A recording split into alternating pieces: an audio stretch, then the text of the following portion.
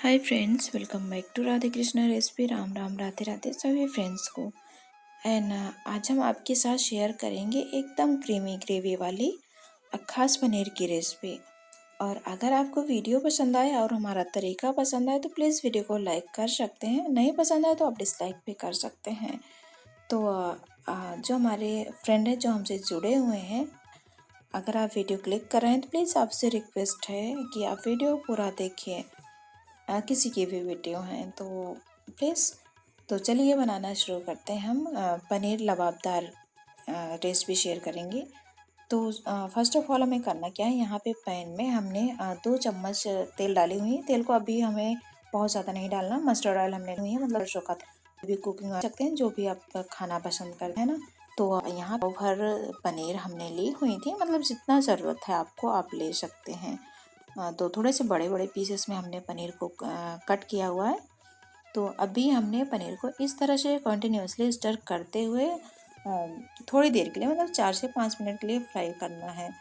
और यहाँ पे हमने 1/4 स्पून हल्दी पाउडर डाली हुई है पनीर में। थोड़ा सा लाल मिर्ची पाउडर भी आप डाल सकते हैं यहाँ पे, अगर डालना चाहें तो बस पनीर को लगातार चलाते हुए हमें थोड़ा सा मॉइस्चर ख़त्म होने तक भून लेना है। तो फाइनली यहाँ पे पनीर को हमने भून लिया हुआ है।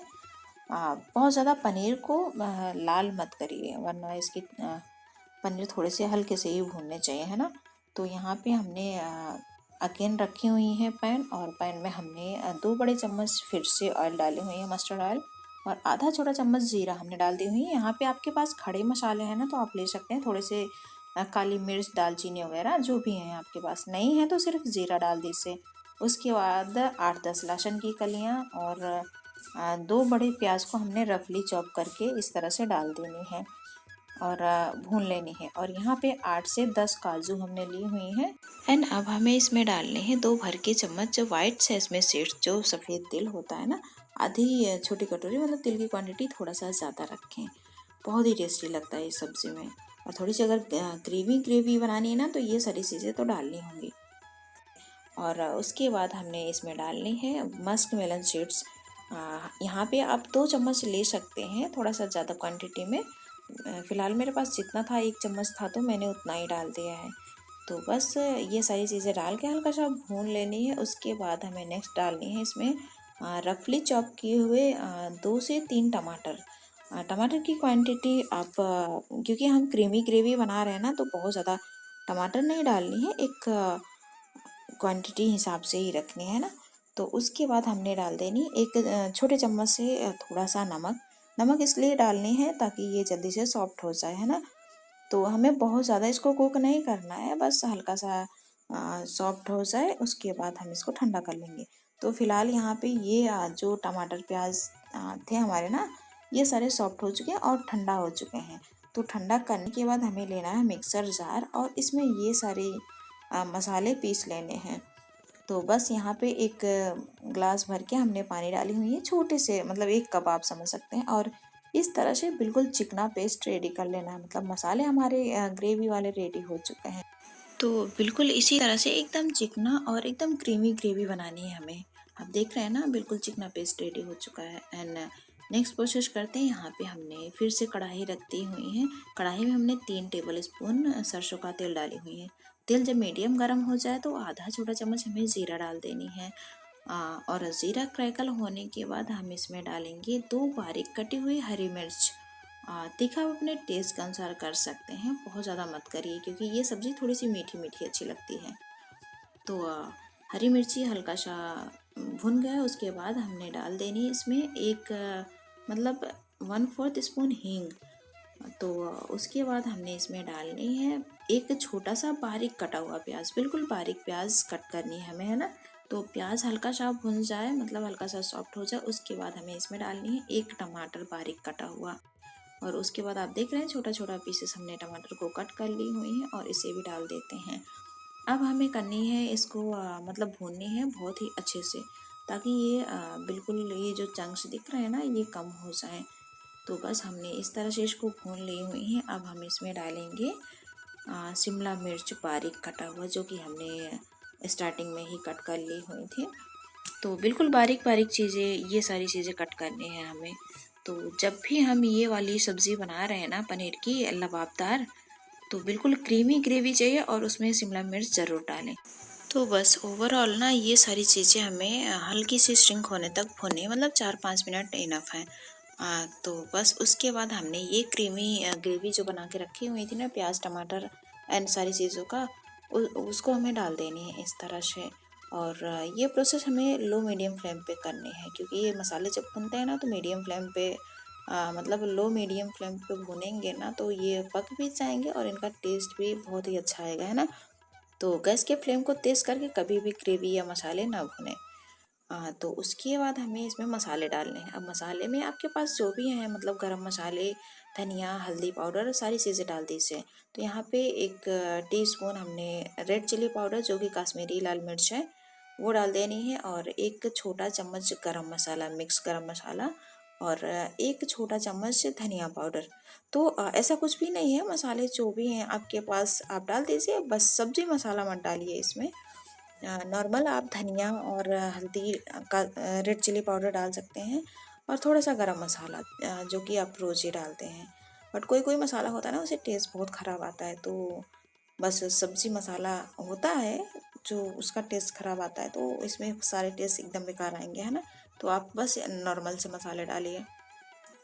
एंड उसके बाद हमने यहाँ पे 1 ग्लास भर के पानी डाल दी हुई है। अब ग्रेवी की थिकनेस हमें लबाबदार पनीर बनाना है, तो बहुत ज़्यादा इसमें पानी नहीं भरना है। एंड सबसे इम्पॉर्टेंट चीज़ यहाँ पे आप देख रहे हैं ना, ये फ्रेश क्रीम या कोई भी ऐसी क्रीम नहीं है जो कि हम डाल रहे हैं सब्ज़ी में, है ना। बिना क्रीम के भी आप ये सब्ज़ी बहुत ज़्यादा टेस्टी बना सकते हैं, एकदम वही होटल वाला टेस्ट आने वाला है आपको। आप एक बार ज़रूर ट्राई कीजिएगा। तो जो आपके घर में नॉर्मल सी गाढ़ी वाली दही होती है ना, एकदम गाढ़ी वाली, वो दही लीजिए और अच्छे से फेंट लीजिए। अगर हम घर में दही बनाते हैं ना तो एकदम गाढ़ी होती है और मलाई के साथ होती है। तो बस मलाई के साथ वही दही आप ऊपर से निकाल लीजिए, मलाई हो उसमें, और अच्छे से फेंट लीजिए। एकदम क्रीमी टेक्सचर में आना चाहिए, बहुत ही अच्छे से फेंट लेना है। और इस तरह से हमने 2 बड़े चम्मच भर के वही दही डाली हुई है, मलाई वाली दही को अच्छे से फेंट के। एंड उसके बाद यहाँ पे हमने स्लाइस चीज़ रखी हुई थी, जो कि हमने इस तरह से डाल देनी है। अब आप बोलेंगे कि जिसके पास चीज़ ना हो तो आप स्किप कर सकते हैं, अगर है तो आप एक बार इस तरीके से बना के तो देखिए, आपको बिल्कुल रेस्टोरेंट वाला स्वाद आने वाला है। तो यहाँ पे दही को हमने अच्छे से फेंट लिया एंड स्लाइस चीज़ डालने के बाद ये सारी चीज़ें एकदम मेल्ट हो गई। उसके बाद हमें नेक्स्ट प्रोसेस करनी है। अब हमें डालनी है इसमें पनीर। तो आप देख रहे हैं ना, बिल्कुल क्रीमी टेक्सचर में हमारी ग्रेवी, ये खाने में भी बहुत ज़्यादा टेस्टी थी।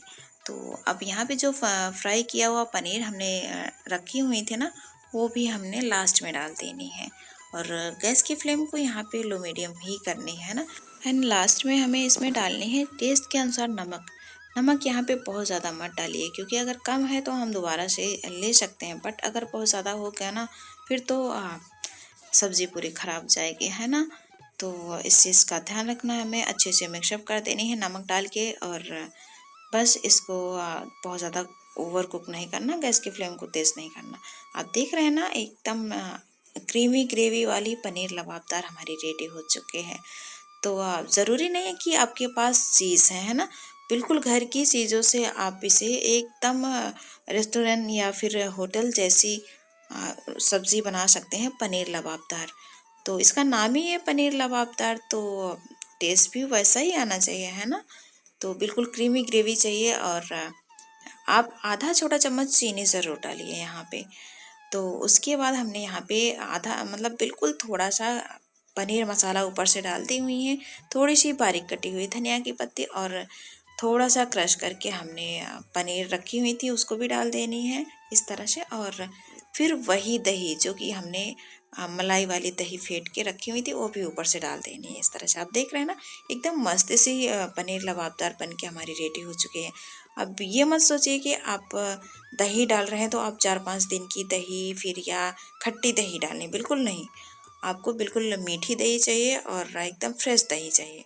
तो अगर आपके पास अच्छी वाली और मोटी मलाई वाली दही है तो आप उसे फेंट के डालिए, वरना आप फ्रेश क्रीम लीजिए या फिर फ्रेश दूध की मलाई ले सकते हैं। वो भी फेंट के डाल सकते हैं। तो बस आप इस तरह से बना सकते हैं। तो एकदम जैसे कि हम घर पे नॉर्मली बनाते हैं ना, हाँ, आप उसी तरह से बना सकते हैं। कोई बाहर से ढूंढने की चीज़ ज़रूरत नहीं है और टेस्ट तो वही आने वाला है, एकदम 100% श्योर। आप इसे गार्लिक नान के साथ या फिर रोटी, पूरी, पराठे या फिर चावल के साथ भी खा सकते हैं, ऐसा कुछ भी नहीं है ना। तो जैसे भी आप लाइक करते हैं आप खाइए, बनाइए, खिलाइए सभी को। और तो फिर मिलते हैं एक और इसी रेसिपी के साथ। तब तक के लिए आप अपना और अपनों का ध्यान रखें। जय भोलेनाथ।